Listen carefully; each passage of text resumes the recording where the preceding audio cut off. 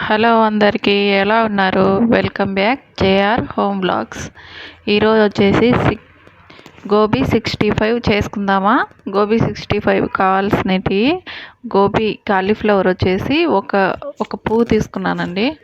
ఆ పువ్వుని చిన్నగా చూపించినట్టుగా కట్ చేసుకొని ఒక గ్యాస్ పైన ఒక గిన్నెలో హాట్ వాటర్ కాంచుకొని ఉండాలి. దాంట్లో పసుపు కొంచెం సాల్ట్ వేసుకొని ఈ పూలు వేసి ఒక 2 మినిట్స్ వదిలేసేయాలండి. వదిలేసిన తర్వాత ఈ వాటర్ అంతా ఈ వేడి నీళ్ళల్లో వేయడం వల్ల ఏమవుతుందంటే ఒకవేళ పువ్వులో ఏమైనా కానీ పురుగులున్నా ఏదైనా డస్ట్ ఉన్నా మొత్తం వెళ్ళిపోతుంది. ఆ తర్వాత నీళ్ళని బాగా వడ్చేసి ఒక గిన్నెలోకి తీసుకోవాలి. తీసి మనము ఇవన్నీ పక్కన పెట్టుకోవాలి. పక్కన పెట్టుకున్న తర్వాత దీంట్లోకి మసాలా అనేది ప్రిపేర్ చేసుకోవాలి. మసాలాకు కావాల్సినవి వచ్చేసి 2 స్పూన్స్ వచ్చేసి నేను కార్న్ఫ్లోర్ తీసుకున్నాను. అలాగే 2 స్పూన్స్ బియ్యపిండి,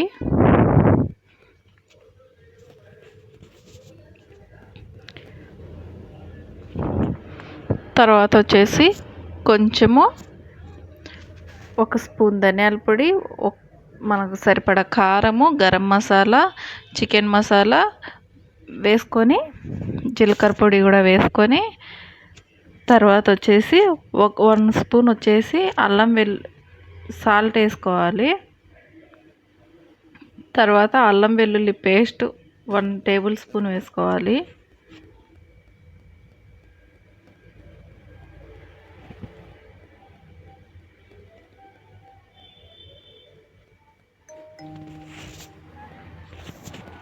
అల్లం పేస్ట్లో నేను కొద్దిగా పసుపు వేసి ఆడిస్తానండి, అందుకే పచ్చగా ఉంది. వీటినన్నిటినీ కొద్దిగా నీళ్ళు వేసుకుంటూ బాగా మిక్స్ చేసుకోవాలి. బజ్జీ పిండిలాగా ఉండకూడదు, జారుడుగా అలా అని గట్టిగా ఉండకూడదు. కొంచెం చూసుకుంటూ మనము వాటర్ వేసుకుంటూ కలుపుకోవాలి. చూడండి, కొద్దిగా నీళ్ళు వేసుకుంటూ కలుపుకోవాలండి. ఒకేసారి నీళ్ళు వేసుకుంటే ఏమవుతుందంటే లూజ్ వచ్చేస్తుంది.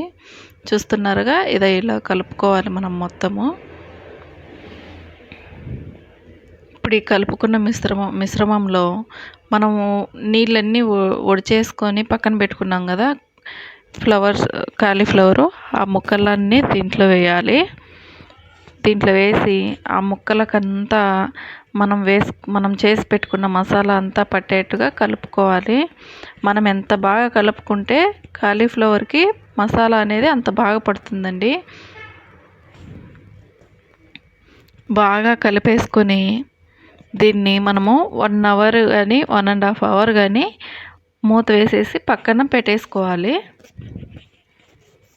పక్కన పెట్టుకోవడం వల్ల ఏమవుతుందంటే 1 అవర్ నానడం వల్ల ఆ మసాలా, ఉప్పు, కారం అన్నీ ఆ ముక్కలకు అనేటివి బాగా పడతాయండి.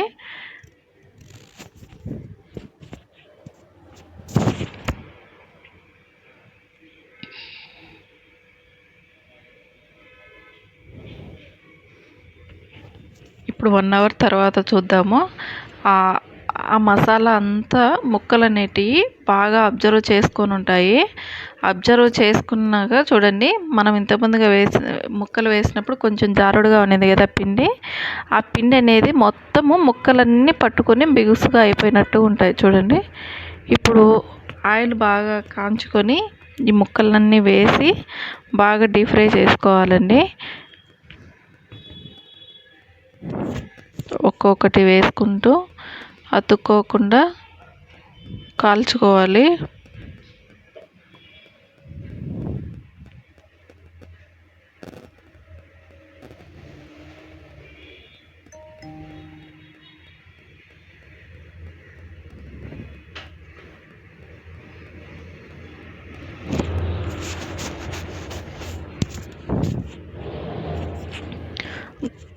బాగా ఎర్రగా కాలనిచ్చి తీసేసుకోవాలండి.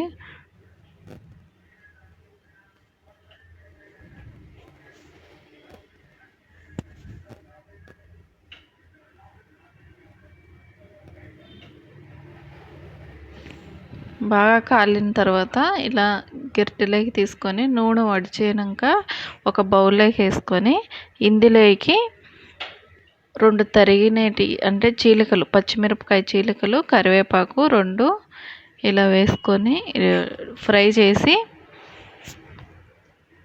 ఇప్పుడు మనం వేసి పెట్టుకున్నాం కదండి గోబీ, అందులో వేసేసుకుంటే గోబీ 65 రెడీ అయిపోతుంది.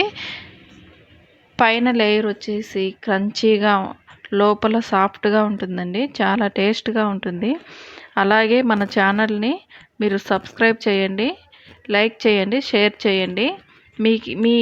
మీరు ఈ రెసిపీ చేసి ఎలా ఉందో నాకు ఒకసారి కామెంట్ చేయండి. ఓకేనా అండి?